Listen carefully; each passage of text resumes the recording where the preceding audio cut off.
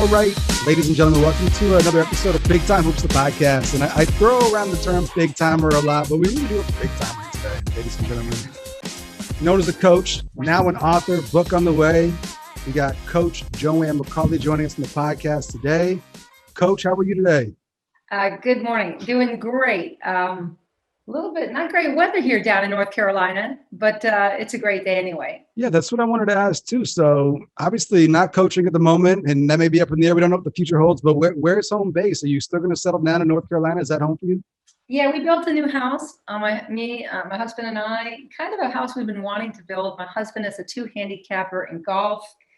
If anyone needs a good golfer, John is the person to ask. And we have built a house on a golf course here after kind of waiting 12 years to do that. So this is home base. I'll be doing a lot of speaking through Zoom and then eventually in person and traveling.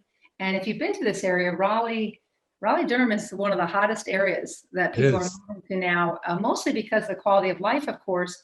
And the Raleigh airport's very easy. There's a simplicity of things here that you can avoid in other places.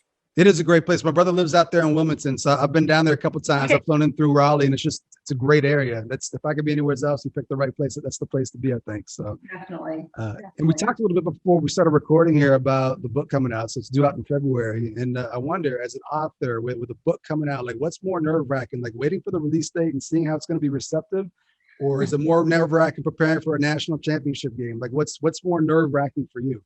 Well, I guess.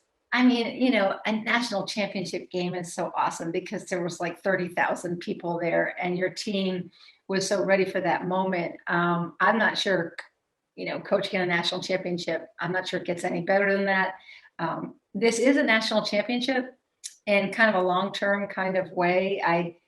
I'm happy for the book to come out. February 16th is my mother's birthday. Oh, okay. So there is significance. The book is dedicated to mostly my mother. My father as well, because he passed during the writing of the book, which was a stunner for us with, being one of those families looking through the window kind of thing. My father also being a captain and a pilot was the best reader in the family. And so it's very, I've been challenged to think about him never reading this book. It's added a very heartfelt, I suppose he could take a look, from his vantage point. But it's been a heartfelt thing for this whole writing of the book and also to be a standalone author. My first book was co-written with Rob Raines, and Choice Not Chance I love, and it's a fun book. It's more basketball driven. Secret Warrior is really the whole story, right? It's every bit of my life, 28 years, 25 years ago, being diagnosed with bipolar, the challenges that brings.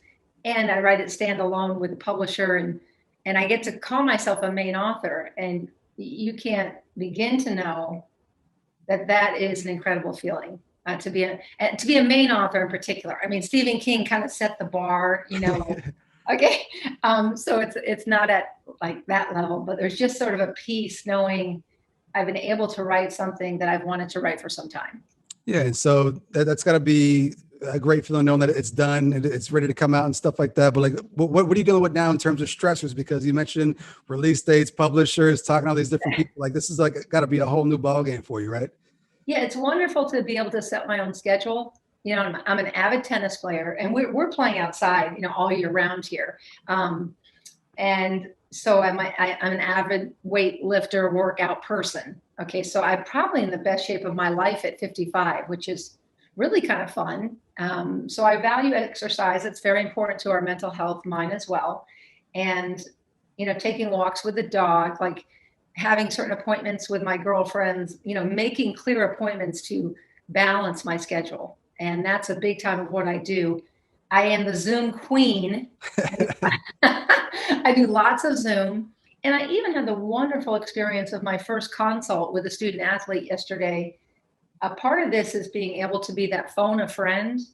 I'm known as a coach, obviously. And this young woman's mother, of course, this young woman has a mental health case within her family. And she was asking coping skills to dealing with that as a survivor, because there are survivors of families with an individual with mental health. And so I spent about 45 minutes with her, and that's actually one of the things I'm going to do is move towards a podcast, get appropriate sponsorship so I can actually coach all these people, not just students or student athletes, but coach people and try to offer what I've learned beyond the book. The book's a story, Right. and then there's a lot of learning to take place after the book. So it looks like you got the kind of the future lined up with the book, the podcast. You're an author now. Can we officially say no longer a coach? Are you retired? Is this just a sabbatical? Like, do we have like a title we can give you for right now? You can give me a title of I believe in freedom and I Okay. believe in any opportunity. So you can't give me a title. I could coach again. I could. I think I guess this is a sabbatical. I think that's fair enough to It's write. the word. We'll go with Yeah, that. We'll go with sabbatical. I'm on a sabbatical, and I don't know. I just like you. I don't know what the future brings, and I don't try to guess it. Okay. So I want to come back to the book towards the end here. I want to take our listeners on a little journey. For those that don't know your story, I want to kind of go back and hit on some things and find out how we got here.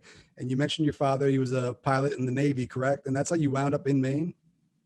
Yes, my father was a lieutenant commander in the Navy, and Dad had a wonderful 20 plus year career. We lived all over. I was born in Monterey, California, and he was all the Navy spots: Corpus Christi, Texas, Garden City, New York, Jacksonville, Florida. My brother was born in Bermuda. My sister was born in Rhode Island. And my mom is very British, still is to this day, very British mom. And she decided that when we moved to Brunswick, Maine, we moved there, benefited from living in Maine, small town America, then shifted to Jacksonville, Florida, and my mother was not very pleased with the surroundings in Jacksonville, Florida, Orange Park area. And so literally my mom moves us back, which we benefit from so many things. Small town America, lots of support, especially for girls basketball. And my dad has to commute from Jacksonville, Florida to Brunswick, Maine. Wow. Hopping on a P3 or cargo or something, I'm not sure, from each weekend, coming home on a Friday, leaving on Sunday night. So we had a very interesting, not to mention the deployments, father gone for 6 months at a time. He did Antarctica and other places. And so my mom made quite a commitment to raise us in Maine. And I really feel like I'm a Maine native, even though I wasn't born in Maine. Yeah, you have to be born in Maine to be a native. That was going to be my next question. Are we allowed to claim you as a Mainer? Because technically you weren't born here, but you spent your high school years here. So can we claim you as a Mainer? Is that okay? I'll be very upset if I'm not claimed. And also, my kids were born in Maine. Okay. So both my daughter and son were born in Bangor, and doors down from each other, right down the hall from each other. So that emboldens us. The thing that complicates us is my husband's from Tennessee, so that's an ouch. But I come home to Maine. My whole family's in Maine. I'm the only one that's scooted out. So very much I'm a Mainer, yes. And obviously you had a great basketball career as a player as well, which we're going to get into here in a second. But being in a military household, how did that kind of shape you as a ball player? Like what are some maybe some good habits, some bad habits?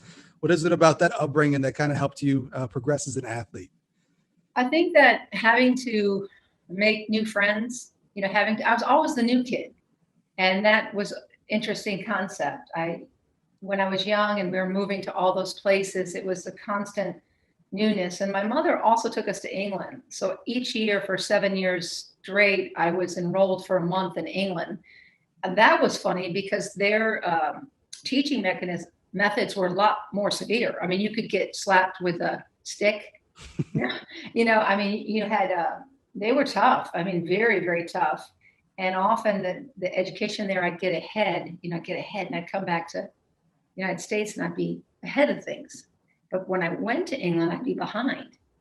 And so they'd keep me after for all hours. And I remember just the challenges I had as a child trying to balance those two educations, trying to find sports and just really relying on myself because I kind of had to. I mean, change was imminent and I had to find a way to make it positive, as did my siblings. So it's an interesting background, I guess, for and I'm talking grade school, we did not keep going to England once I hit like sixth grade. My mom planted us in Brunswick, Maine. So I benefited from being there from sixth grade all the way through high school. You mentioned too, one of the benefits of settling down in Maine, small town Maine, was what basketball allowed you to do. So you would have been coming up right after Title IX when things got better for girls, but it's a little bit different than what it is now. What do you remember most about basketball in terms of opportunities that were available to you, resources, camps? Like, it's obviously a much different game now, but what do you remember most about your basketball upbringing down there in Brunswick? Oh, it's easy to answer that. The mentors and coaches, the late Alan Graffam, he was my junior high coach and taught me how to shoot. We used to do things like travel to games to scout other teams. My high school coach, Fred Kerber, used to pile us in his camper, and we'd drive to Oxford Hills and play summer games and then come home and find a lake to swim in and, cruise by McDonald's. There were no cell phones. No internet, nothing to distract you from just being together. And we had great teams in high school. I mean, our junior high team, not that you have any kind of state championship, but my eighth grade year, we were like really good. Okay. Coach Graffman had done a great job with us, and he was setting us up for Brunswick High School, which was Coach Kerber. And then we constantly, went to the Western Maine final or to the state tournament. We could never get by Westbrook. That was Lisa Blaze. Archie Mnuchin was coaching that team. Back in the day, I went to Taiwan on an all-star team from Maine, and we competed in Taipei. And Chris Smith was a fabulous man who had put together the JC Best League in Portland, where you played outside, and there were guys' games and women's games. And so there was a lot of community cultivation. There was a lot of people caring about sport. And basketball is pretty popular. I mean, they say Indiana is a great, basketball state. Well, I'd put Maine right up there. Maine Right. folks love their basketball. Yeah, and I always like looking back at the old photos from the old tournament days because, I mean, obviously the capacity hasn't changed. There's the same amount of people that could get in then as now, but it just looks like it was packed. Entire towns came out and stuff like that. What do you remember most about the tournament? Obviously, some heartbreaking games. I did some research. I saw you got upset a couple years in a row.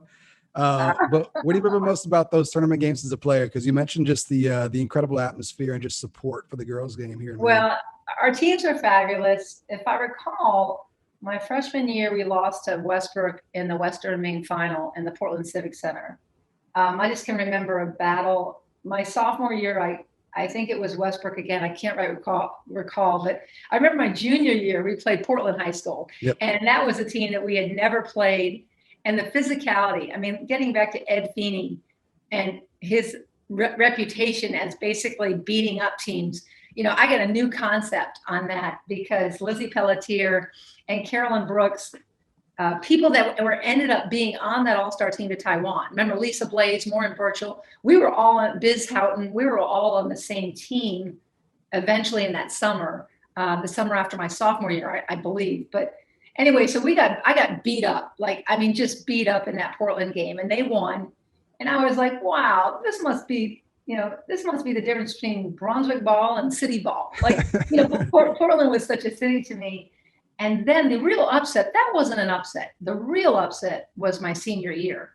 I believe that was Thornton Academy and Katie Curtis. And that was such a credit. Katie Curtis is such an immensely talented person beyond basketball, a musician and all these things. And that was in the expo that I remember. And that's where my career ended. And I was on my way at that point to Northwestern. And I think they all hurt. I mean, see how I can remember all those hurting games? I didn't want to bring them up in too much detail because I didn't know if they still hurt after all these years. But yeah, I mean, you never want to get out of the state tournament. So I never walked away with a state title. And of course, my nieces, Allie Clement just with her teammates at McAllie just collected gold balls, and Sarah Clement, my niece as well. So I don't know if they really appreciate those. I don't know if they appreciate how hard that is to do.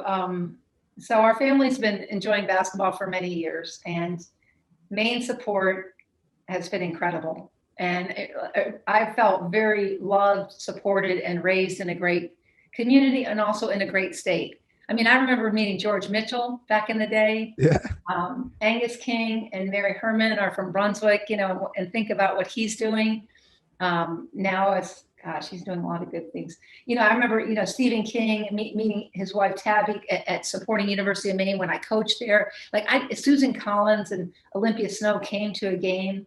I'm very apolitical in nature. Coaches are really apolitical. Right. But what I'm saying is the pride in Maine people. There's an immense pride in Maine people trying to do national things and somehow bring it back to Maine. I like that right there. And you mentioned how you went out to Northwestern, but there's a small footnote. If you look you up online, if you look at your Wikipedia page, there's a note at the very, very bottom, and it's very, very discreet. And I don't know why there's not more detail about it, but you were Maine's first ever parade All-American, only one of two. So what was it like being named an All-American? And I want to know, what did you get for being a parade All-American? Like, was there like a gift bag? Was it like free? Like, what was the case? A trophy? Wait, was Cindy? Who was the other one? Ashley Simino, I think her name is, from McAllie. Well, that parade thing is very political, first of all. Yeah. But no, that was a big realization for me. And by the way, you got to watch out for Wikipedia. Like, that stuff's not always good, right? Well, I mean, it's in there, but it was at the very, very bottom. I was like, that should be at the top. Like, being an All-American is a big deal. Well, I mean, there's some things that like don't even have my Michigan State career. Like, I don't know, some of that stuff they can just create is wild. Right. But getting back to that, it was a great thrill to be in Parade Magazine.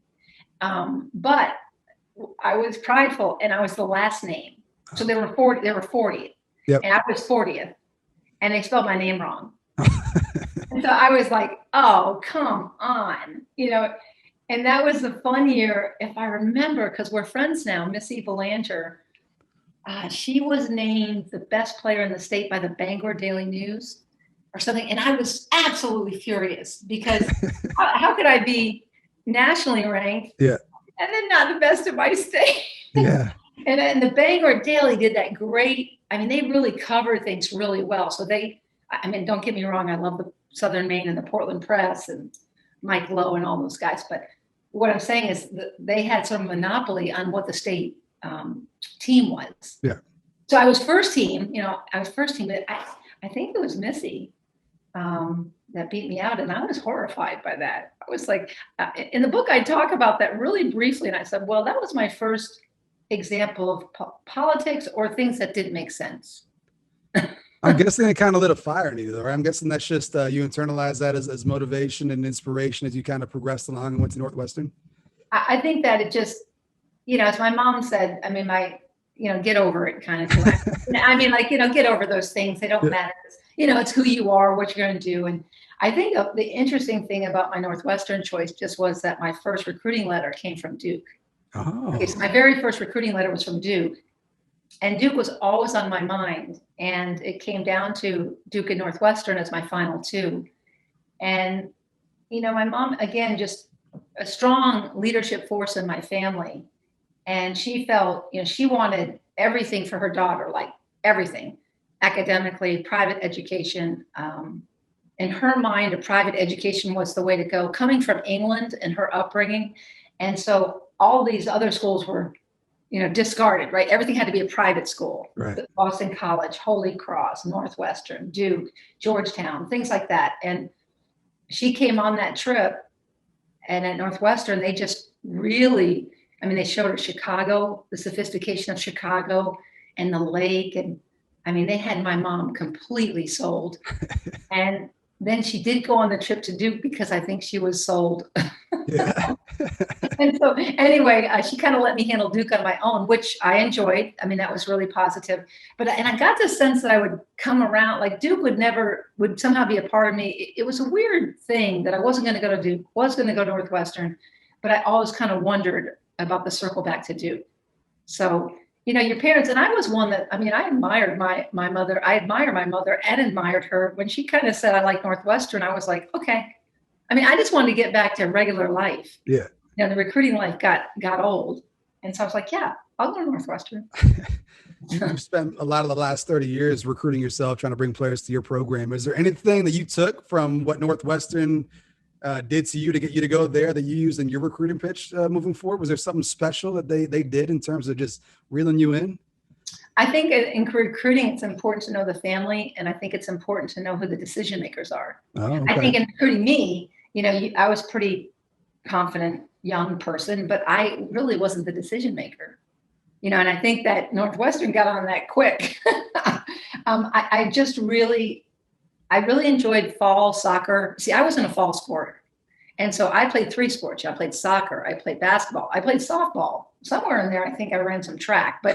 And so for me, I really wanted back to my high school. I wasn't, one of these people that were like, oh, I want to kind of get that out of the way, the college choice thing. And so I think it's important when you're a recruiter to generally know decision makers and to figure out who they are and to kind of find, and decision makers can be many people, and to be able to sort through that kind of communication. And I think that's a lot to do with recruiting. Okay. It's obviously worked because you've had some great recruits over the years, which we'll get into here. But going to Northwestern, obviously stepping up a step, going from playing Class A Maine girls basketball to Big Ten basketball. What was the biggest adjustment for you? There had to have been at least an adjustment period, or maybe, kind of starting over and having to earn a spot versus always being the best player in the team here in Maine. What was the biggest struggle for you? Well, I liked Northwestern so much that I didn't really look at the roster that was full of guards.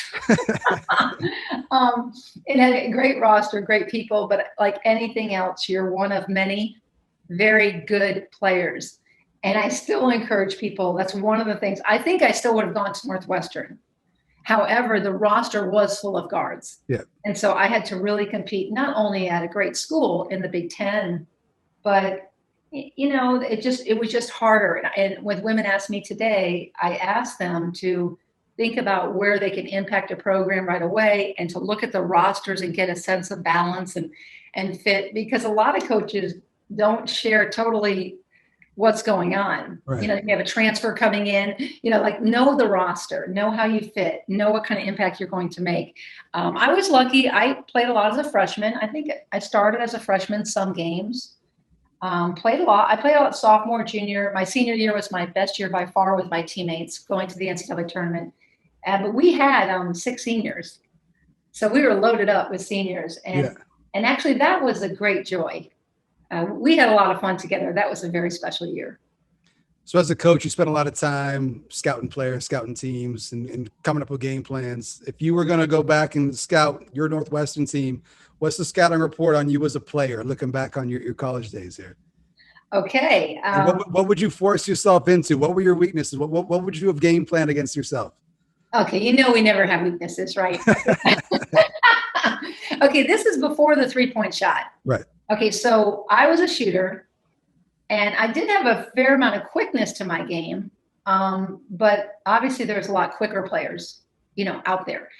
So for me, you would just body me up with a very quick player and, really not allow me to penetrate with my right, make me go left, body up, and don't give me any open shots. I mean, I open shots by your senior year, open shots are in. Right. Like if you're left open, it's in.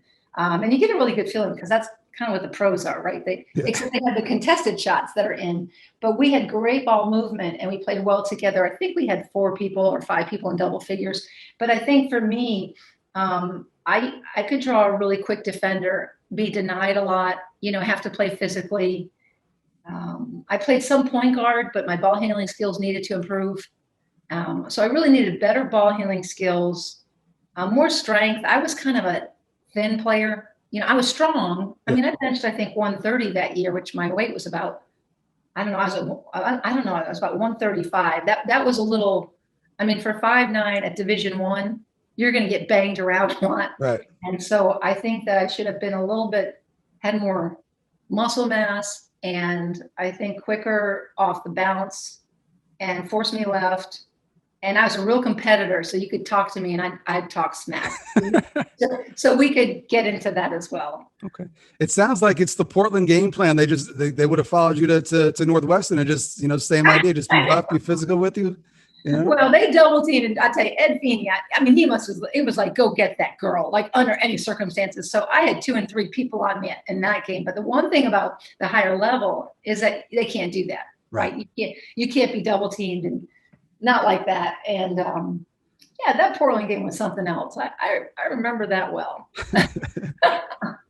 We talked about your high school days, and you could recall like the games that hurt. But how about in college? Like looking back on your college years, you mentioned senior year being good. You're all Big Ten honorable mention. I saw that you guys made it to the second round of the NCAA tournament. Do you have any games that kind of stick out looking back as a player? Like that was really cool, and that's something I'll remember for the rest of my life. Yeah, I do. There are a couple of games that really stuck with me as a player. Playing against the great late Pat Summitt.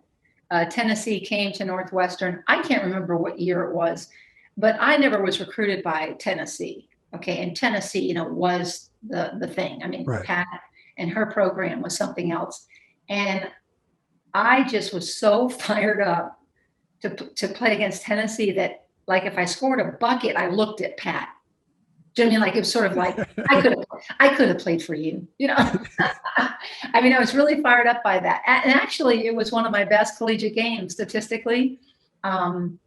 We lost by, I think, 3, and it was an incredible game. So I'll never forget the Tennessee game, and I'll also never forget USC with Cheryl Miller. Oh wow. Yeah, because that was back in the day. Right. And I remember I had to guard her. I'm guarding Cheryl Miller, which was interesting. And I wasn't the only one who guarded her, but we took 2 charges on her. What I can't remember, I thought I took one of them. I don't know. I thought I took one or both. I'm not sure. But anyway, we were in a great game with Cheryl Miller. We also lost that game, but it was super close. There was also a game where Tara Vanderveer was at Ohio State. And so she had this amazing team. And they it was a home game, and Tracy Hall was a fabulous player on her team. And we were tied, and they had the ball on the sideline, and they ran a back screen for this incredibly athletic player. And what I can remember about it was, as she was jumping to leap for the ball and going to like tap it in, I thought to myself, this is so unfair. There's absolutely nothing we can do about that. Like she elevated right over everyone. And so we lost to Ohio State, like on that play. And I remember thinking, wow, what a play, like to run, and what a player. Yeah. So, Tara Vanderveer endorses this book. This all comes back around, and coaching against Tara in college, right? Whether it was Maine, Michigan State, or Duke. So she comes back around, working with her with the USA basketball. And of course, Coach Summitt, comes around because I'm in Auburn, and she ends up being a reference for my job at Maine.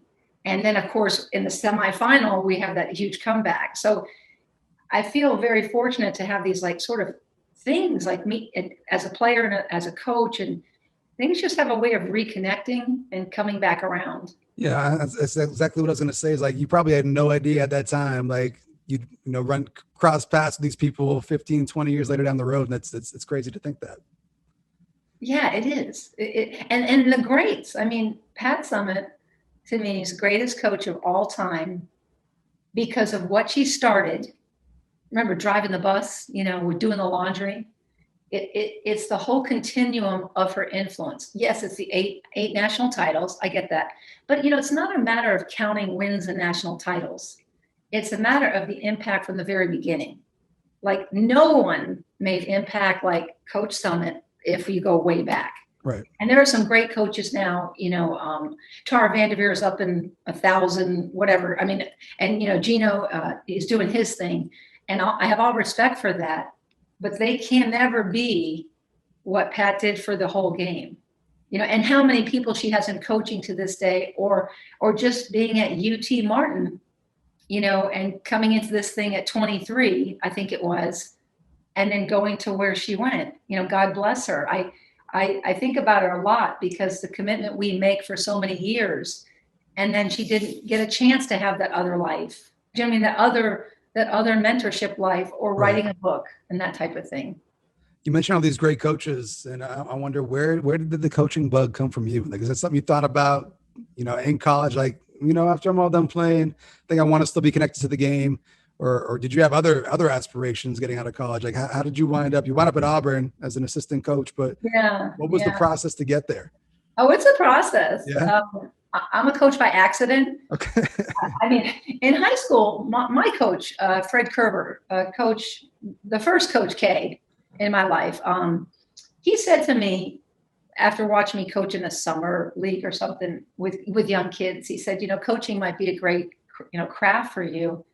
And I grew up in Brunswick, like Bowdoin College, like academic influence, Yeah. in the town. And then going to Northwestern, it's kind of socialized out of you. Like it doesn't, when you're having get-togethers with people or a party, people say, I'm going to be a doctor. No, I'm going to be a lawyer. I'm going to be an act. Like Northwestern's great on actors, right? Great school. Lot of great, like Julia Louise-Dreyfus comes out of Northwestern. Charlton Heston comes out of Northwestern. Okay. So it was sort of like, you can't say that and be cool. You can't say, I'm going to be a coach, right? I mean, I'm going to get my MBA. I'm going to get my PhD. And so there was a little bit of this, I don't know, social climbing, like in our goals. And so, of course, for me, I settled on being an attorney. Okay. I was going to be an attorney. And then I worked in a law firm in downtown, which was great people. But when they buried me in a room and told me to go through 12 boxes to find this one document, I'm thinking, okay, I can't do this. This is not for me. So I had that wonderful experience there. And then I was really lost. And I just said, well, I'll go get my MBA. I worked in sales, marketing for a telecommunications firm in Chicago, stayed in the area. And then, to be quite honest with you, Chicago got too cold. I was like a Mainer, in Chicago, and I'm like, I am so done with this. Yeah. And these are simple truths. Like I was like, okay, I got to get out of here. So I looked at 2 schools, Auburn and Vanderbilt, and both warmer weather.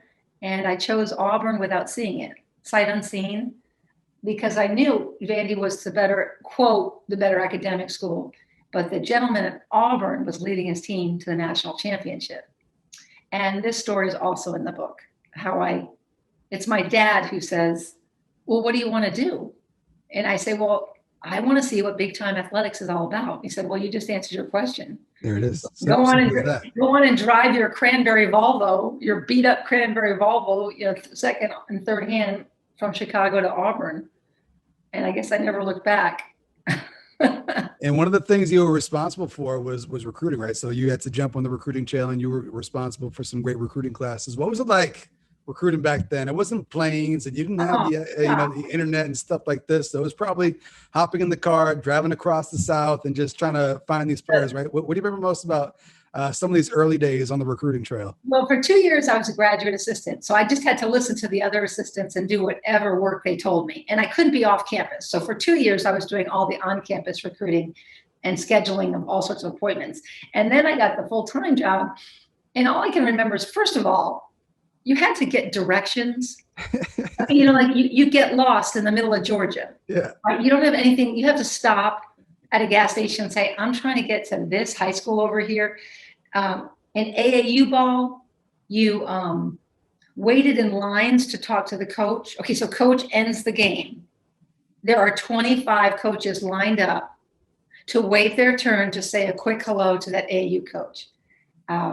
Did I mention no directions? Okay, so I mean, no GPS, no smartphones. No smartphones, no cell phones, no internet. Everything's note taking.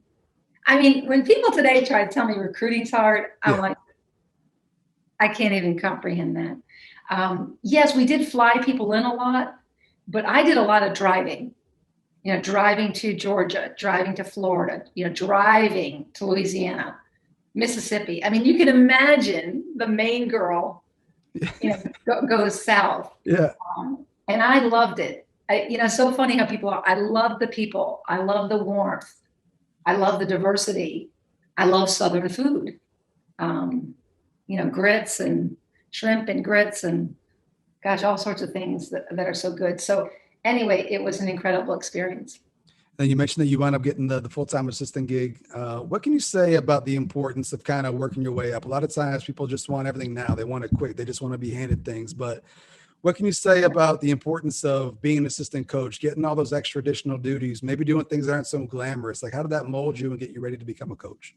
Yeah, you really have to be humble and learn that anything is a great job for you. Sweeping the floor, great job. Do it in the best way possible. We did those things. We slept floors. I had to check classes. I had to sit in on a class with one student athlete just because to keep her focused. I mean, there were so many things that we did that were detail oriented and never questioned. I went into it wanting to learn. I can't tell you how many people come into coaching as assistants and all they want to do is like bring you what they know, except they know nothing. Right. I mean, if you have not sat in the coach's chair and won championships, you need to be quiet. Like you need to listen, you need to learn. And that's really gone away. That was actually a turnoff to this day and age about coaching. Like everyone knows better. But they don't have experience. They've never been a head coach, never won a championship in their life, but they're going to know better and not learn. And I think what I did was I didn't know any better. And so with Joe Ciampi, I learned everything he taught me. I absorbed it. I paid attention to practices and everything he did. Now, I always knew I'd add my own flavor, like when I became a head coach. But assistant coaches make suggestions. Head coaches make decisions. Big difference. So you're looking, and loyalty is really marked more by, well, what are you going to give me? What's my salary? What's my health care? And when do I go on vacation? Right. I've actually had people ask me that in an interview. And I'm like, you're interviewing for a position to work in this program and you're asking about vacation time? Right. That's it. That's a no hire. I'm guessing I didn't get the job. No, and Joe always taught me, Joe Ciampi, and he's in the book, taught me about working by objectives. We're 24/7. If you're expecting like time, you commit to a lifestyle with coaching. You can, John, my husband always used to laugh as I was a coach, and especially a head coach. We try to have one day off, like say it's Sunday. Yeah. And what would I be doing? Watching film. And he'd say, now you're telling me you have a day off. Like, you don't have a day off. Yeah. And you work by objectives. Even having children, I could block out time, be with my children, from 5:30 to 8:30, but you're working the rest of the time. We did the dinners, I gave the baths, I was a mom and got the kids to school and, picked them up, whatever. But the point being is the kids go to bed. You don't go watch Dynasty. Remember that show, Dynasty? I've heard of it. That was before my time. I know you're talking. You don't go, you go back to notes, you go back to recruiting calls, you go back to all that stuff. All that. Also, you were a great player, and transitioning from being a player to a coach, when you play, you have a direct impact in the game. You're out there, you're making the plays, either good or bad. But being a coach, you don't have as much direct impact. It's kind of up to your players to make things happen. Was that tough at all, being a coach and like not having as direct of an impact or imprint on the game, like being a player? For me, the practices were my games, right? I had to have the team ready and be super organized, and also make sure. What I see a lot happening, which is kind of funny to me, is that a coach blasts in there and they have their own philosophy, right? Well, your philosophy is important, but it's also dictated by your talent and the people on the floor. So your offensive philosophy, like changes every year based on who you have. Your defensive philosophy can stay a little bit more consistent. We were multiple and did lots of things. But what I'm saying is I think the very best coaches can take any team and make it a successful team. In this day and age, it's funny. It's like, oh, well, I'm a man-to-man coach, so I can't coach this team. I'm thinking, okay, well, then that means you're limited. Yeah. I think that what I learned from Joe and what I learned from Pat Summitt, like watching, and Sue Gunter, another great, the late Sue Gunter at LSU, what I learned was they were going to do whatever it took, X and O wise, to win. Right. Like if I had to go man-to-man full court, that's what I'm doing. And my team's going to understand that. If I had to play a matchup because I play that. If I had to set more screens in a game for my shooters because they could not get open, I do that. Now it's like the dribble drive offense, it's for everybody. Yeah. Like how could it be for everybody? That's the flavor of the month right now. Oh God, these flavors, and I think that if you're a great coach, like, I don't know, you have all flavors. You can do anything. You have junk defenses, you have your matchups, you have your presses, you have your man-to-man, you have your, like, that's what I learned. Like in my championships and our success at Maine with those women, or at Michigan State, or at Duke, I learned you had to kind of be a person who would work with your group. And then the key is letting go. And that was a challenge too, right? You get a player like Chelsea Gray. How good is Chelsea Gray? She only played 2 years at Duke. because of injury. When Chelsea Gray got injured, we were number 2 in the country, fighting there with Connecticut. And so you then have players like Chelsea Gray, Amy Vachon, Cindy Blodgett, Kristen Haney at Michigan State, that kind of, Lindsey Bowen, that sort of lighten you up as a coach. And those kids take you for a ride. Like, it's sort of like, sit down, Coach P, we got this covered.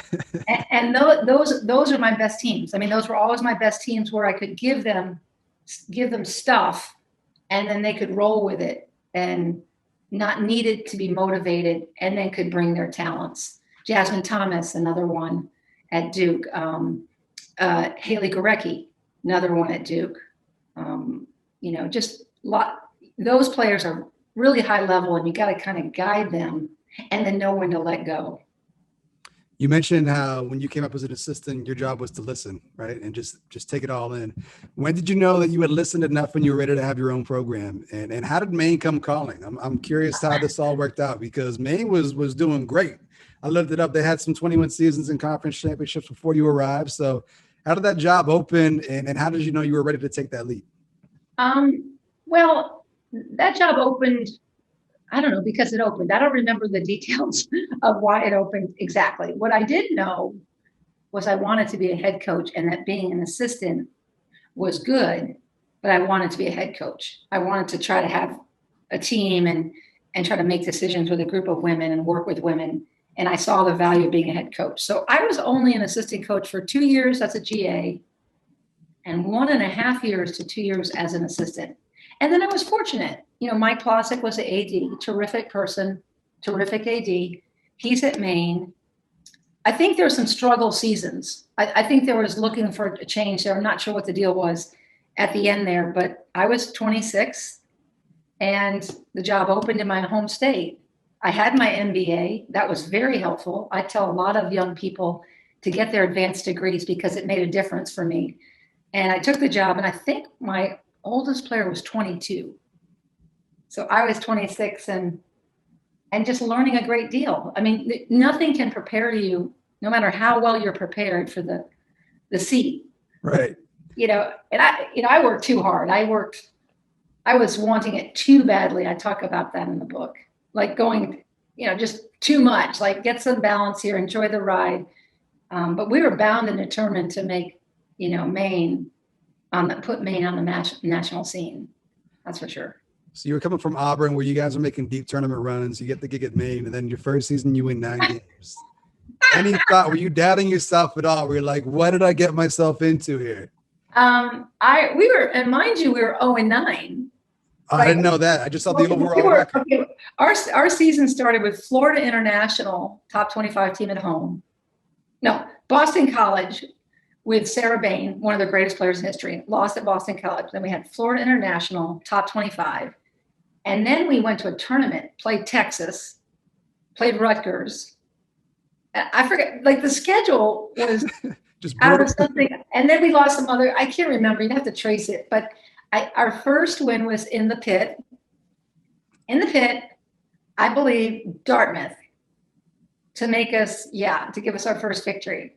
And then we went 20-7 the next year, and were kicked out of the tournament because of a scheduling error. Oh.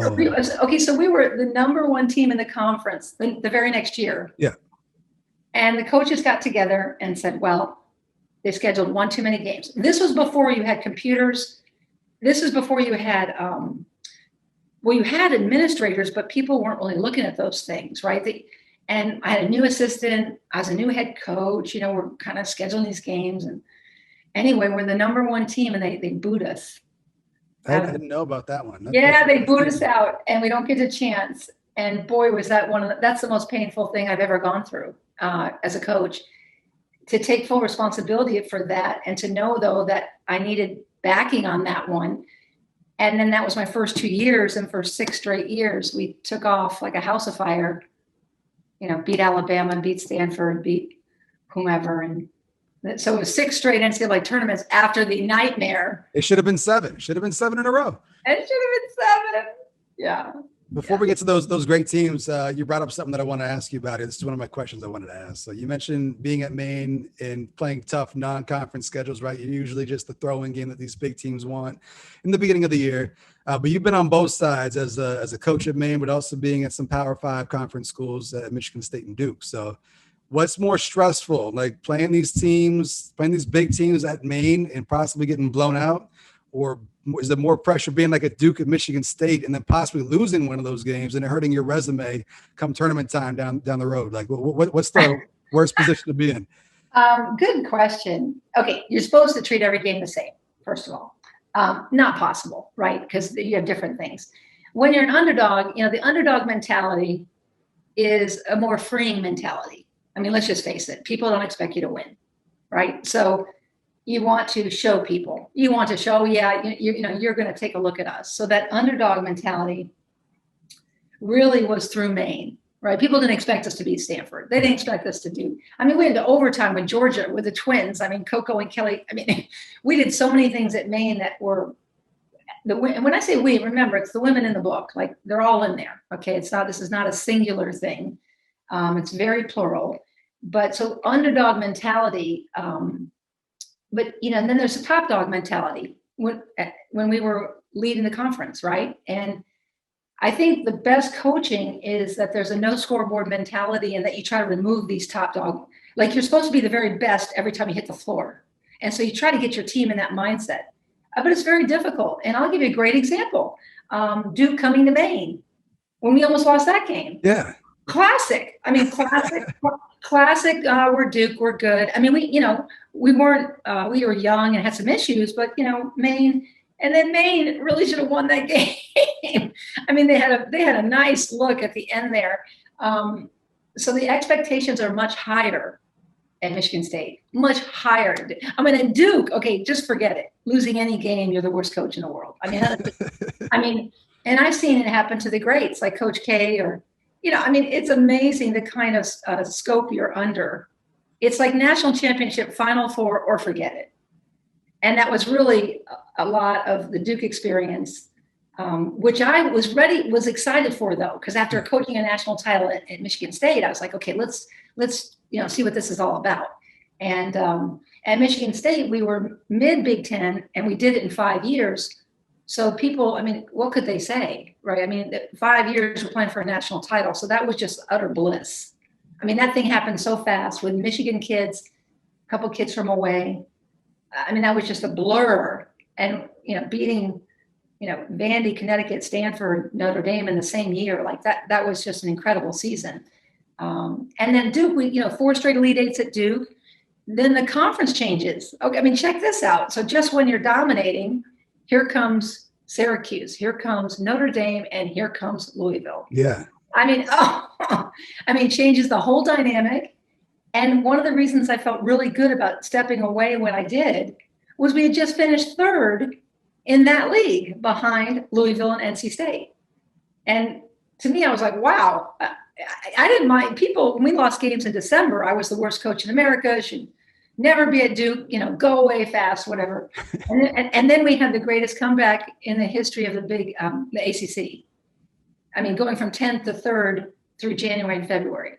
So at some point, you got to be just loving the game of coaching. You got to love the kids. You got to love the process, because, top dog, you've seen the top dogs, like they're up 20, but then the team starts catching up, and then they start missing shots that they were making. I mean, that's the front runner mentality, right, where I got to be up 20 and I'll beat anybody. But then you see that so much with the guys' teams, right? I don't know, some teams up 20, and then this team from Loyola, whatever, starts coming back, and then you see them going, oh, this can't be happening. Like, you can see it in the eyes of some of those schools. So I always want to be the every game mentality. Probably the right mentality to have right there. Yeah. Anyway, I could talk too much here, because I could talk all day about it. You mentioned kids, like you've had a bunch of great kids, and at Maine, Cindy Blodgett was that player, right, who kind of came in and just helped take the program to another level. At what point did you know what you were getting? Did you know when you were recruiting her that it was going to be that case, or did you see it, when she got on campus? What were your original thoughts recruiting her and getting her there to campus? Oh, this is very easy answer. I think her first game ever as a freshman, we're going to run a play, and she just shot and made a three. And I thought, well, this is going to be interesting. Because we're actually running something, and Cindy's an amazing person. And I mean, the work that she put in to become the player she became was extraordinary. The four straight, so much was on her, what I mean, on her to perform all the time. And that's what made her great. And that's what was amazing. I mean, Coach Cooper there is great person. And that whole run that Lawrence made, and then also she benefited from some great seniors, like the team was willing to play right with her and welcome her. And, she didn't have to go through any kind of pains of, this freshman has to take her time. Like, everybody was so excited to welcome every gift that she had. And so then that was awesome. And then, pulling Amy Vachon in after that, she came, her father coaching her, that was a whole nother story. Trisha Ripton from from Millinocket. Like, there's really interesting stories about different Maine people that were coming to Maine. And Cindy was definitely the biggest recruit. I believe Notre Dame, Colorado, and Maine were her final three schools. That's crazy. I didn't know who she had to narrow it down to. So the fact that she decided to stay home is great. I just got one more question on Cindy. She scored over 3,000 points. Did you hold her back at all? Could she have scored 4,000? Or did you just give her the green light? Well, some lights you don't give. Some just are green. No, Cindy, she could create. She had that gift of creating her own shot. Back in the day, look, a lot of people couldn't create their own shots, right? Yeah. And she could create her own shot, and she had that swing release, we'll call it. It went in. Oh my God! Yeah, you're not touching any of that. No. Yeah. So she was just getting in, better condition and learning the level of the game and learning how to be denied the ball, getting open, all this kind of stuff, playing on ball, off ball. And all I can say, I certainly hope I didn't hold her back. I mean, she did have 30 against Alabama her freshman year. So WNBA first round draft pick too. I mean, from Maine, that's crazy right there in itself, right there. So yeah, that was the Cleveland Rockers. Yeah. Yeah. You mentioned wanting to build something special, and you guys did. I can remember being a kid, and your games would come on TV on Saturday. And I can remember one in particular where we were supposed to go to church in the afternoon. Dad's like, "No, we're gonna watch the Maine game. We'll go to church tomorrow." Like, that's just the vibe around the state. It was huge. At what point did it sink in? Like, wow, like we've built something here. We've got something special here. Yes, I can remember waiting in the locker room while the team was on the court warming up and looking to my left and seeing all the cars coming in, the headlights, to Alphon, right? We played at the Alphon Arena. And where I stood by the locker room, obviously there were doors, and the cars kept coming. It was my first, this is as we were just building, getting up to 5,000 fans and doing crazy things, but the cars just kept coming. People would drive from all over to see Cindy, to see our team, to see what we were doing. And I remember that distinctly. Headlights, lots of them. It's coming in, just nonstop. Just nonstop. And I thought, wow, this is going to be really interesting. And then you guys ultimately, you mentioned all the tournament runs you guys had. You guys made the NCAA tournament, but you got your first tournament win at Maine, which is, I think, a first in program history. It's got to be, right? So you guys played Stanford. Yeah. What do you remember most about that game? And you mentioned, crossing paths with these people from earlier on in your career, and then here comes Stanford and Tara Vanderdeer. What was it like, that game, and winning that? I mean, that had to be an amazing feeling. Yeah, I think that team made history in the sense I'm not sure any other team has won. I think that's it. That's still it. I mean, no, but in the conference. Oh. I don't think conference. I mean, I could be. You can check that, but I mean, that team made enormous history. Remember, we were only 3 points away from defeating Old Dominion on their home floor, so that was basically almost a Sweet 16. Right. What I can say about that team is Amy Vachon, coach, leader on the floor. I didn't do a lot in that game. That was one of those games where I thought I was going to have to make some big play, mid calls, okay, Joanne, get ready for this game. Here we go, And Amy ran the show, made the calls. The team, yes, it was close, but it had to be close. I mean, they were outstanding, that team that they had. Right. I mean, they had 6'4". They had a 6'6" kid who took threes. I mean, there was all sorts of things going on. And what I remember is just about the calmness about it, the leadership on the floor by Amy and her teammates. Jamie Cassidy, huge in that game. Martina Tinklova, huge. And Amy's assist making and scoring, and everyone sort of had key shots. And then, of course, it came down to free throws, go up by 2. They have the ball. I think they have it for like 8 seconds. And they're hauling down the floor, and we're, getting back defensively. And I can remember that ball go up, and I remember you could see the trajectory, and you could say it's not going in. Like you could just tell it wasn't one of those hold your breaths. And then the buzzer went off. And the bedlam that is taken on those films, Amy running across the court with her teammates, like that goes down in history as one of the neatest celebrations ever. And I remember just trying to get to Tara, like, I'm not running anywhere. I'm like, right. Wow, I got to go shake her hand. Like, just being in awe of what my team had done, really. And that was truly one of the greatest moments. I mean, I've had some good ones. I mean, the being at Maine and being able to coach against Tara, and of course Michigan State in that semifinal. I mean, I think that's still a record there, that semifinal comeback for NCAA. And so we've had some good ones, but that one at Maine was between the Alabama one, right, which put us, and that Stanford victory. I don't know. You can't get much better than those.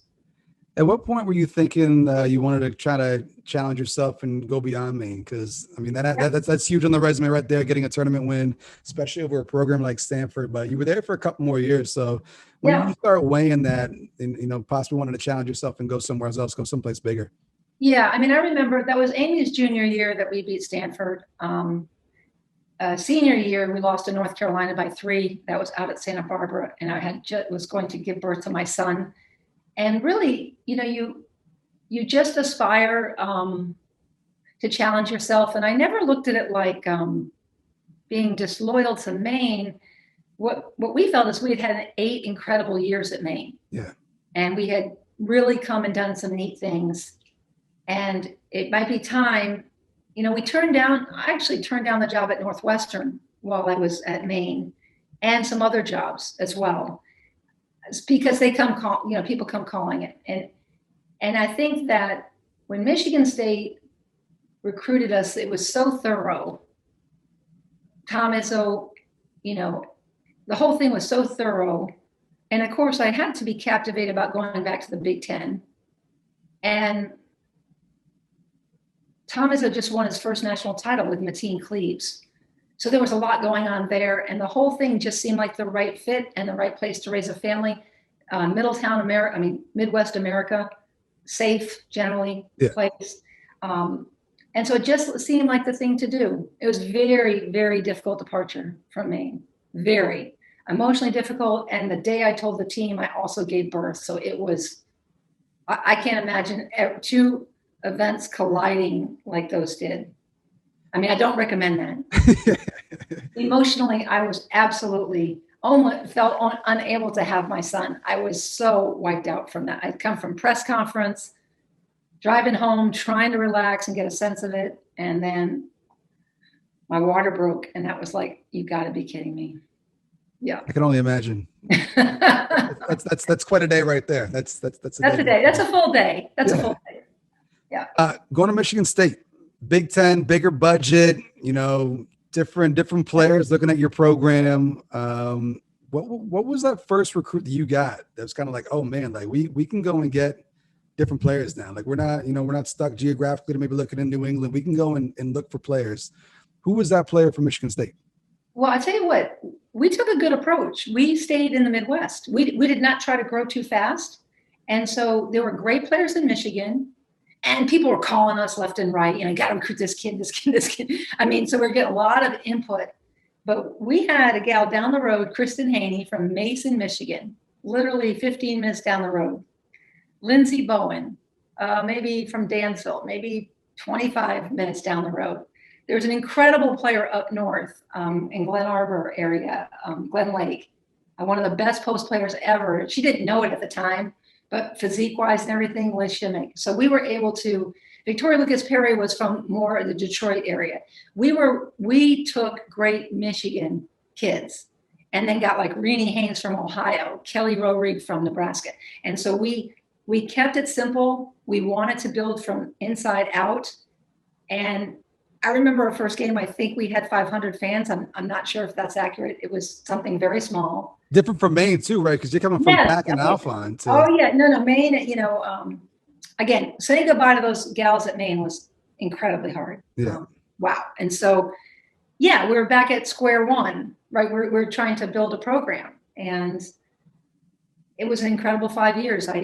That things fell in place, right? Coaching staff, right, everything, just working together in unison to be able to do what we did. And I don't know how many times that's been done, taking a program that was mid-level to low and bring it to a national championship in 5 years. I don't know. To me, that it was quite a ride, and it was a lot of work and a lot of very good people. That Final Four run, you run into Pat Summitt, who, just listening to you speak, obviously someone you admire. It's normally traditional. You see the coaches meet at midcourt before games, shake hands, exchange some pleasantries. Do you remember what she said to you? And were you intimidated? That could be pretty intimidating to be going up against Tennessee in a Final Four, and Pat Summitt's coming to you to shake your hand.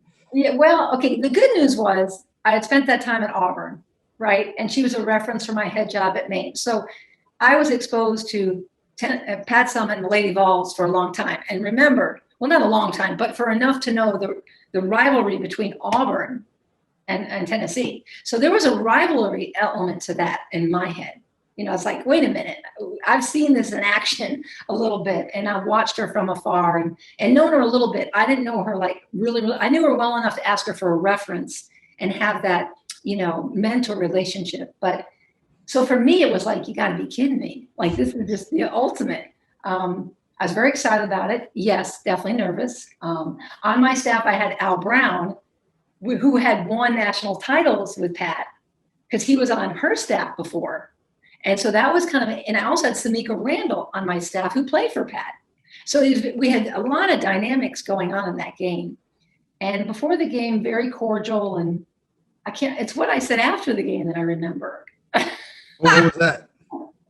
Well, okay. So, clock's counting down. You can tell we're going to win. One of my kids gets a steal. With 6 seconds left, she puts it in. This is a game that you can tell is over. Like, you have literally 12 good seconds to process that this game is over and that Michigan State's going to win. And so there's bedlam everywhere. Well, I'm trying to get to Coach Summitt, to Pat, and I did. And she was wearing a white with orange. I remember exactly what she was wearing. And I shook her hand and I said, "I'm sorry." I said, "I'm sorry." Like, I really wasn't apologizing, but I had so much respect for her. Right. And I knew what she was going to take for that. I knew the hit she was going to take for that. But I also knew that we were legit. We were legit that year. I mean, we finished the poll number 2. I mean, we were legit. We were a number 1 seed.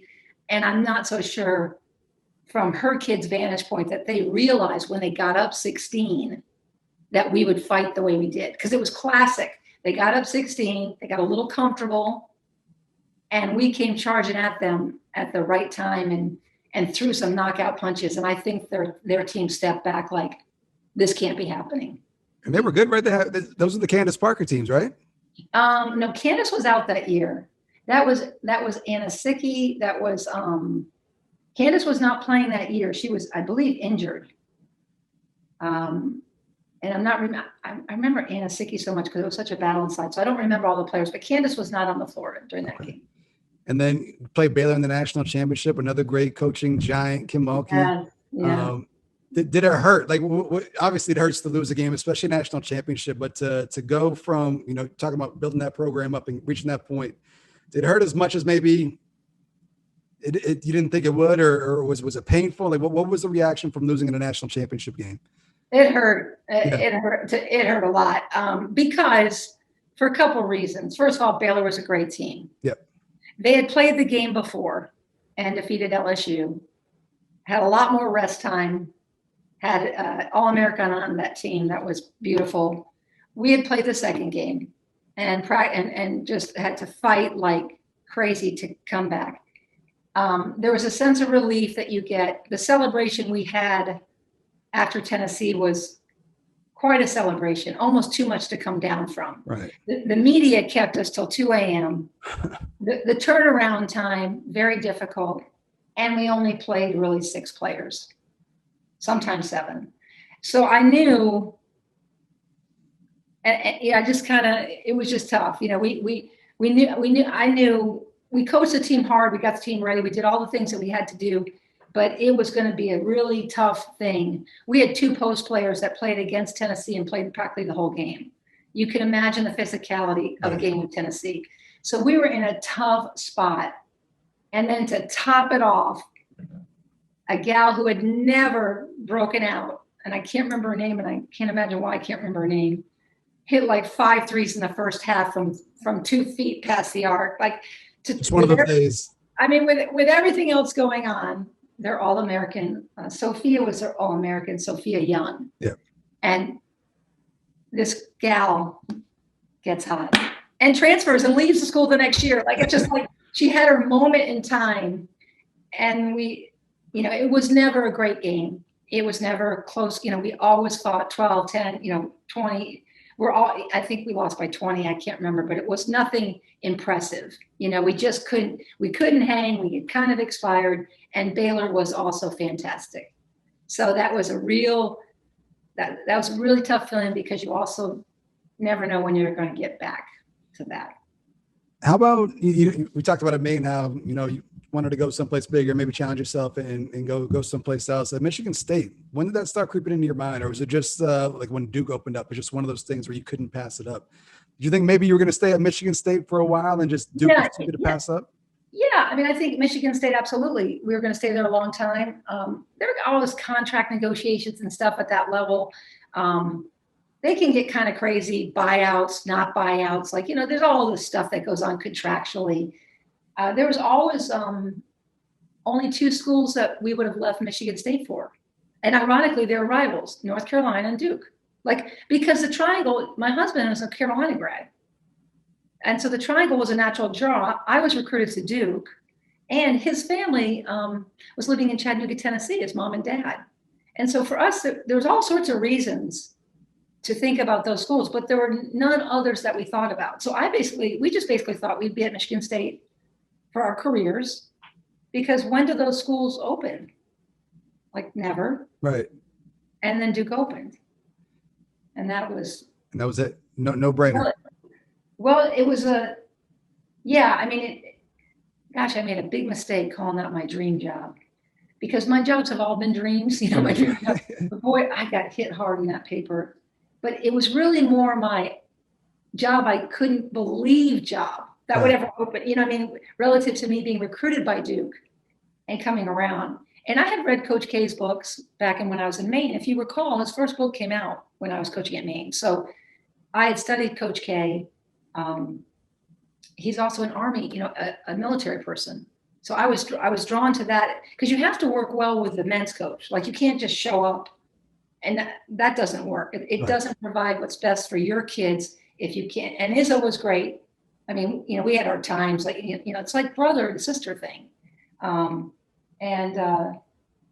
So I felt very good about being able to work with Coach K. And I also knew that nothing short of a national championship was going to be it wasn't going to be good enough. And that's probably right. I was probably right. And so it's not one of, it's much more of an isolated job, because you're trying to do the ultimate, and the ultimate doesn't come around. And here's an irony for you. The closest we got to the Final Four at Duke was 3-point game against Baylor. Oh, wow. And Brittany Griner was a freshman. Yeah. And so Baylor has not been good to my Baylor's been kind of Kim Mulkey, got to give her credit. Yeah, got to give her credit. Mm-hmm. So Maine was all about building the program up, and Michigan State is all about building the program up. You get to Duke, where they're coming off 30-win seasons. They got players like Lindsey Harding, Monique Curry, Alana Beard, right? And it's like you said, it's win or bust. What was that like in terms of adjustment, where you're going into an environment where I need to win? Did this? Well, I love winning. I felt good about that. At the time, I was the only Final Four coach really looking at able to fit that job. So it was kind of an interesting match because I was, coming off had Final Four experience and also was doing USA basketball that summer. But it's been a thrill to try. It's been a thrill to try to get it done and deal with the adjustment of the conference. The other thing is a beloved coach, their beloved coach, Gail, had left to Texas, right? Okay, so not only was it Duke, but it was hurt players. It wasn't like somebody retired. Right. She had moved on to Texas for another opportunity, I'm sure, for things that she wanted to do. So I was coming in, and there were no Elena Beards and Lindsay Hardings on the team. I was coming into a really good team, but no superstars, nobody at that point. And so it was a rebooting in a lot of ways. It was a rebooting, and it was met by great pushback, people that were upset about Gail leaving. And so I was the natural person to not appreciate coming in and taking, Gail's job. So you had wonderful support from some areas, and you had some really not so good things. So it was very extreme in my experience there. But wonderful student athletes. And what the three freshmen that were critical, Jasmine Thomas, Crystal Thomas, and Karima Christmas, they were three freshmen that I came in on. And being able to coach them for 4 years and build with them was a remarkable experience. Not to mention then Haley Gorecki's, Chelsea Gray's, Trisha Liston's, and the people that we brought in after that.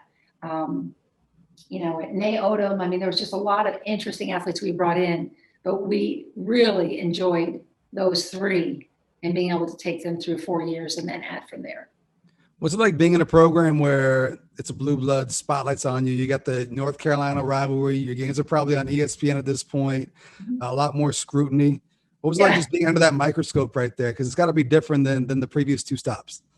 Definitely different. I loved it. It's just crazy. We're all so close. Carolina's 8 miles down the road. NC State's 25 miles. I want to say with the teams that I coached at Duke, I'll put my record up against Carolina, against anybody. That's a good record if you want to check that.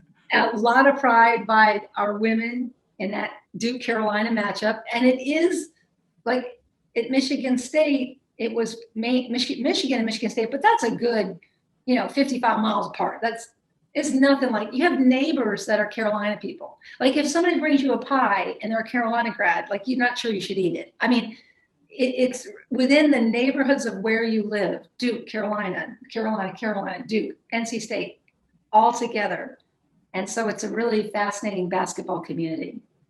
And then also when it comes to recruiting, you mentioned at Michigan State, you kind of just roped off Michigan. Let's look at these great Michigan players. But in Carolina, you're competing with Duke. Competing with UNC, competing with NC State, trying to get a lot of these same recruits. What was that like? Because it's also got to be different being at a program like Duke where schools or players are looking at you versus you having to go find everybody. How was that a different approach in terms of recruiting versus the other stops? Well, people would say, wow, it's so easy to recruit to Duke. There's a time out there. Try recruiting against Stanford and Connecticut. Yeah. Wait a minute. You're recruiting against the very best. You're going to be the very best. That's how you're thinking. Haley Gorecki, is one of few recruits we got over Connecticut. Kids want fans, right? They want. Now, we had fans relative to support, but Cameron, is smaller. You're talking about when Notre Dame comes in the league, they've got 13,000 fans. You got Louisville coming in the league, they've got 16,000 fans. Gino's got all sorts of people. And so it's very difficult to recruit because the women want to be on TV, yes, but they also want to be in front of huge audiences. We had some great ones selling out against Carolina, selling out against Connecticut. But still, even when Gail was there, the averages were, not as high as some of these other places. So you really talked about academics and academia. That meant we fought Stanford all the time. West of the Mississippi, they generally got the recruit. East of the Mississippi, we generally did. It's a much harder recruiting dynamic, much harder, much more competition. Just again, coaches that are already national champions, right? No women's coach at Duke has been a national champion, me included in that. Well, you've got Tara winning two or three, Gina, like Pat's going on. I mean, you got so many different elements of big time, and that is much harder, and it's 24/7, and it's, I think, a much bigger challenge because your margins are so much smaller. What's the one game that hurts the most from your time at Duke? You mentioned getting to, I think, a couple of these, right? Easy. Baylor. Having a great post player like Crystal Thomas, guarding Brittany Griner, 1 foul, 2 fouls all game, perfectly guarding her, and 2 fouls are called in the last minute 30, and one's a 3-point play. Oh no, I'll never forget it. It was a Big 12 official. Big 12 official makes these calls. And I'm not sure how we could have a Big 12 official in that game, but and basically they win by 3. Yeah. I mean, I've never been so angry. I've never been so, not on my team, no, so frustrated, so upset about the officiating. And I can talk about this now. No one can penalize me now. So that team was Couture Jackson, Joy Cheek, Bridget Mitchell. I mean, they were the seniors on that team. Jasmine was a great junior. We had really come together over the years playing together, and 3 points away. And that year, Coach K and his team made the Final Four. So for me personally, it was 3 points away from going to a Final Four with the guys, just like we had done it at Michigan State. Because, right. It was incredible thought, and we played our hearts out. But yeah, that had to be the one. Yeah. So you've been doing this basketball thing for a while now, almost 30 years of coaching. This is your first winter where you're not game planning, you're not traveling, you're not recruiting. You've been busy writing the book, but what's that adjustment been like for you where it's, I got no practice to plan. I got nothing. Well, I got a book. I've got a book, yeah. Writing the book has been a joy and also a huge challenge to make myself a writer. I mean, right. I've always been a pretty good writer. I credit Northwestern with some great teaching there, but to write a book, I was just looking at the date. I signed on with John Kohler, my publisher, in mid-June, and here we are in January, and the book's coming out less than a year, February 16th, Mom's birthday. And that is a hugely quick thing. To have this book coming out. So I've been absolutely swamped. And plus we moved into a new house, and I'll say I had a cancer scare, I had to get a hysterectomy. My father has passed. I mean, let me tell you. It's been a year. It's been quite a year. And I know things will settle down, but after the book, I'll try to be, as best I can, a coach for people, a mental health advocate. But it's been a stunner ever since July 1. When I left Duke, never make the mistake of saying extreme comments like, when I left Duke, I said, I'm in great health. I'm the best health of my life. At the time, yeah. Absolutely true. On July 1, absolutely true. 2 weeks later, hearing loss, the thing from coaching and putting those things in your ears. Yeah. Okay, got sight problems. Don't see as well. Okay, so that I'm working through all that. And then this whole scare, this cancer scare. I mean, like, all of a sudden, everything was wrong. My lower back, and so July, August, September was all health issues. All health issues. I had surgery September 18th. A month later, my dad dies. I get through. This book is going on at the same time. And I'm 55. It's not like I don't know, you can have surgery for hysterectomy anytime, but what I'm saying is it was all a major challenge for me. I've been challenged since the minute I left, and I look forward to a few naps along the way. Yeah. So the book comes out next month. For those listeners, I got a lot of younger listeners, and they're probably dealing with a lot too with everything going on, COVID, mental health is as important as ever. The book's about your journey with being diagnosed with bipolarism. Yeah. What's some things that some younger folks can take away from this book that may be beneficial to them, just with everything going on right now? What are some things they could learn from the book? I just hope it can be a story. Not too many coaches coming out about bipolar, and my bipolar episodes occur back at the University of Maine. I'm gifted to, very fortunate at Michigan State and Duke. There's no episodes at those two schools. And the Maine women, I think the book is about loyalty. I think it's about loyalty. I think it's about camaraderie.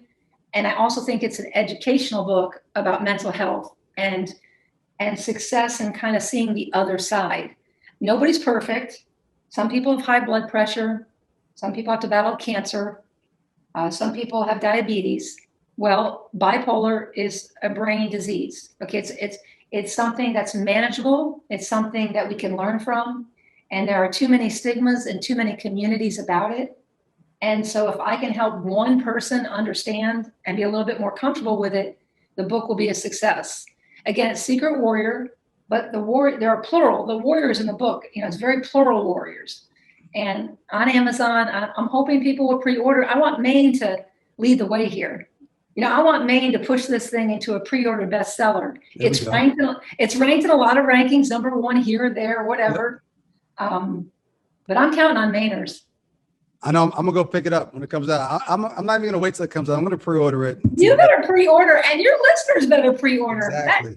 I've learned about this book thing. Pre-orders are everything. It sends the whole momentum for the book. It's really kind of interesting. So before we get up out of here, I want to just hit on some fun topics, some fun questions before we get up out of here. And my first couple ones are about your process for writing the book. Well, what's your process? Did you write it all out by pencil and paper? Like, did you go old school, write it out that way? Or are you more the type to type it up? What was your approach? Thank goodness my son was home from Northwestern, because I did not know how to operate a computer at all. Yeah. And so he taught me how to set up a Word document, how to save it, how to go from there. So I did type it on my computer, except you can imagine the rate at which I could type. Yeah. There was one time where I lost 4 hours of work. Didn't save? It didn't save because I didn't save it and then I hit the wrong button. I literally cried after losing that 4 hours of work right in front of my son, who rebooted me and said, well, if you wrote it once, you can write it again. Yeah. No, I had more issues, with technology in writing this book. I am traumatized by technology. Okay, I save more things than you could. I save like incredibly. I save everything.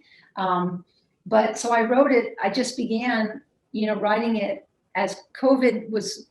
The season ended, right? We never had a chance for the NCAA tournament. Everybody, when the season ended, you do all these Zooms with your team, with recruits, and all that. But there's only so much Zooming you can do. You're not traveling anymore, right? You're at home. You're quarantined, you're this, you're that.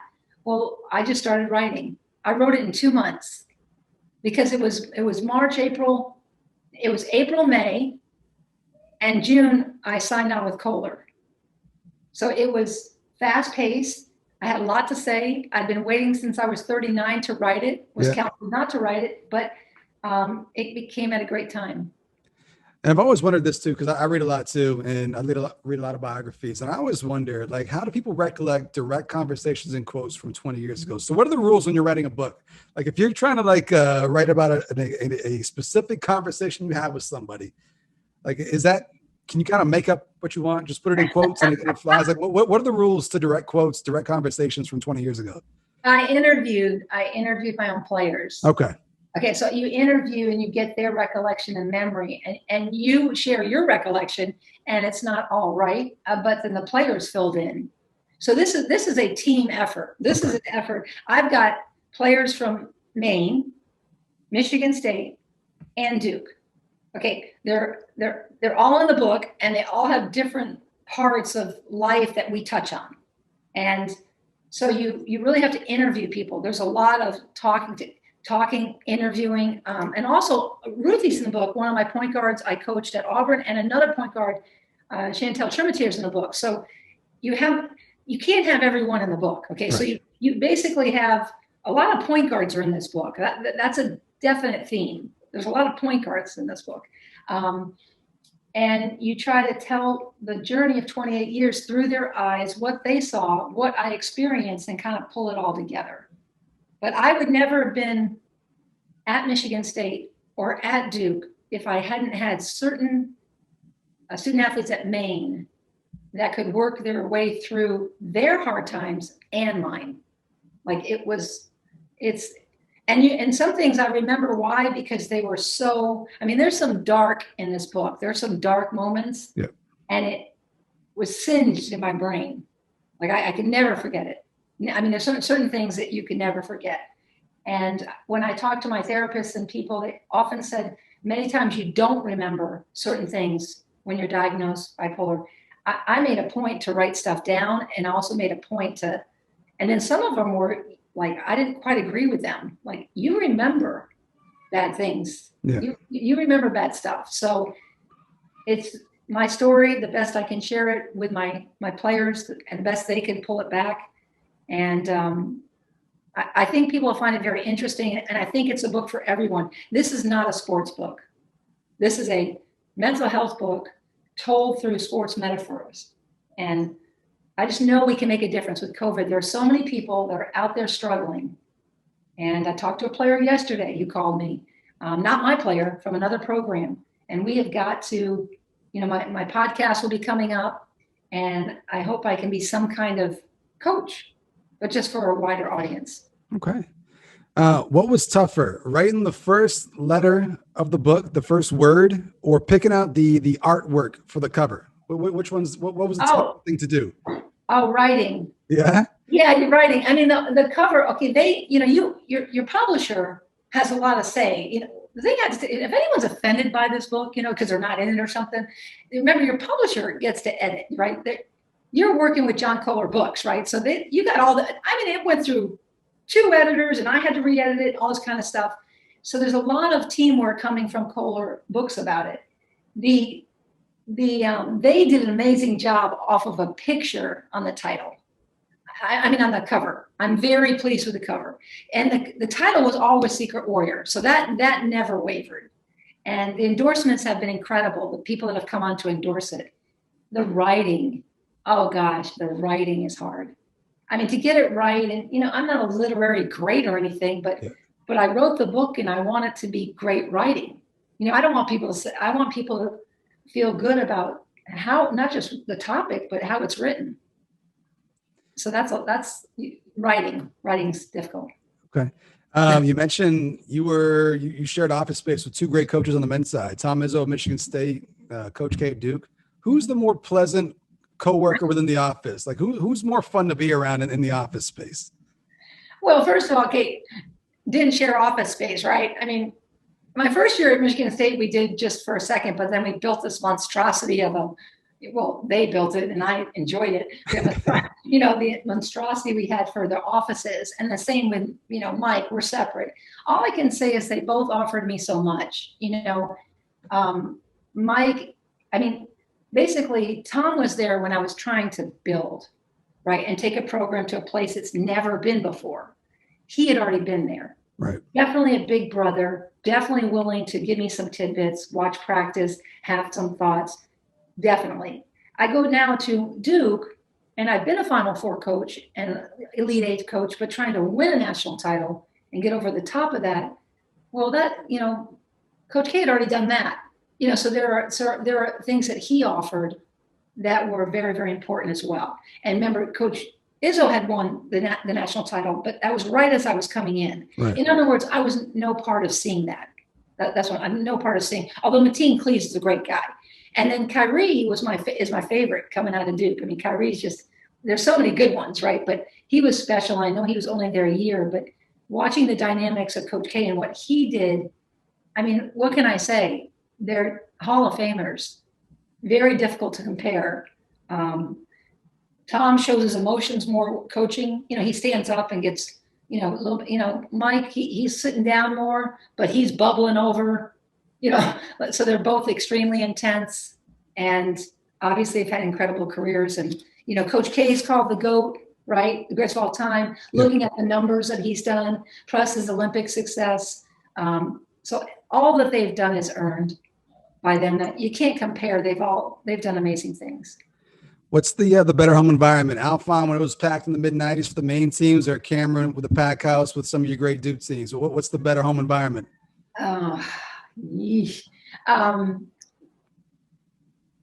In Cameron, it's like the floor vibrates. So a sold out Cameron, 9,200, is the most incredible experience ever. Alphon, you could only sell out at 5,600, and the fans were a little bit away. Okay, had almost 17,000 in Breslin, which is pretty cool for women's games, but still a little bit further away. When you're in Cameron, that place, again, the floor almost vibrates. The noise, the volume, I don't think I've ever experienced anything like that. I popped in there one day to check it out, and I was so mad because they had the lights turned off and it was like dark, but you could still just get the feel like this. It's a special place. It's a special, special place. Part of the deal with being a big time coach and being on ESPN and stuff like that is you get these sideline interviews. How do you feel about sideline interviews? Were they a complete waste of time? Do you just say the same thing every time? Do you ever put any thought into what you're saying? Or is it more so, let's just get this over? I got to get back to the huddle here. That came on later in my career. Yeah. Like we didn't have that as much. The funniest thing that happened was a reporter getting in my huddle and then telling everyone on TV what I said in the huddle. Oh. I mean, that was a classic. Okay. I mean, so that would be the worst offense I've ever seen. I mean, literally taking me verbatim and saying, well, Coach P said this. And I'm like, you've got to be kidding. You do what you have to do with media. They should not do that. They should not listen to a huddle and say it in a way that is completely personal or whatever. But generally, media they're part of the process, and you're grateful to be covered, right? You want the coverage, so you do what you have to do. My last one for you here? Which coach did you like to go up against the most? Like, obviously, I could tell you're a competitor, so you want to play against the best. You want to coach against the best. Is there one that just brought the fire up out of you that you just got so pumped up to coach against? Is there that one coach? When I was a younger coach at 39 in the Final Four, I can tell you Pat Summit got me really fired up at 39. I remember the time we beat Gino, which I think was one time, that was at their place in the Hartford Civic Center. That was exciting. That was exciting because, again, I was younger at that time. Obviously, it's the victories you're going to remember there, right? Because there's plenty of defeats, right? I mean, but I think also too, just, Tara was special to me because she's such a great coach, and we had success against Tara at Maine with one victory. Yeah. At Michigan State with a really big victory because it sent us into the Final Four, and then one time at Duke. And so, with someone of her stature and how incredible she is, I think, and then of course seeing her with the Olympic team and all that she did, and being able to do USA basketball, I think she's it for me. Like, in terms of somebody who's just incredible. I could never ever match up to her level, and her longevity, her success. But I love the fact that at 3 different places we one time were successful, and I can hold that memory because coaching against her is a definite chess match. I believe it. That's a good one right there. I thought of 2 more quick ones for you real quick. What's the closest you ever got to having recruited a kid from Maine to come to either Michigan State or Duke? Did it ever happen? Anyone ever pop up on the radar from Maine? Yes, it did. Sarah Marshall, a great player who went to Boston College. Yeah. We weren't able to execute that, but looked at her at Michigan State. And there's the wonderful player at Indiana right now out of Maine. Mackenzie Holmes. Thank you, Mackenzie. And we did not do our due diligence on her. She was definitely Duke material.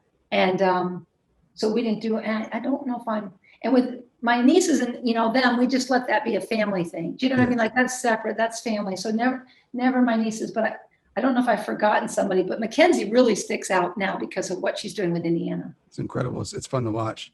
Yeah. And then my last one for you, your Twitter handle is Coach P. Why is it Coach P? Why isn't it Coach PM or Coach JPM? Like, why'd you set it with Coach P? Well, okay, now it's Coach P for life. Okay, Coach P for life now. Yeah, now, but you're right, Coach P, because my maiden name is Palumbo and I'm a Python. And that's what I figured. I figured it's just from being the maiden name, but it's still to this day, it's still Coach P, right? Yeah, I'm still Coach P. Happy to be called Coach P for life. Now, hopefully, I can coach a broader group of folks, offer what I can about mental health. Can't wait to be back in Maine for book signings and see people. I can't, for COVID, our health, for everybody to move forward, to be out again. I'm really hoping and praying that we all get to that space. But for right now, I'll Zoom like crazy and meet people like you. Absolutely. I thought of one more. I swear it's my last question. I just thought of one more good one. During your time in Maine, who was like the Maine super fan? Who was like this, like the kind of like the Maine celebrity who was the super fan for the Maine women's program? Well, I mean, Stephen Tabby King and others. We had some great fans, though. I mean, we were very fortunate. A lot of great fans. Super. Okay. Thank you, Coach, for coming through on Big Time. This was huge for me. It's been a huge honor. Is there anything we missed? Is there anything you want to touch on before we get up out of here? Is there anything else?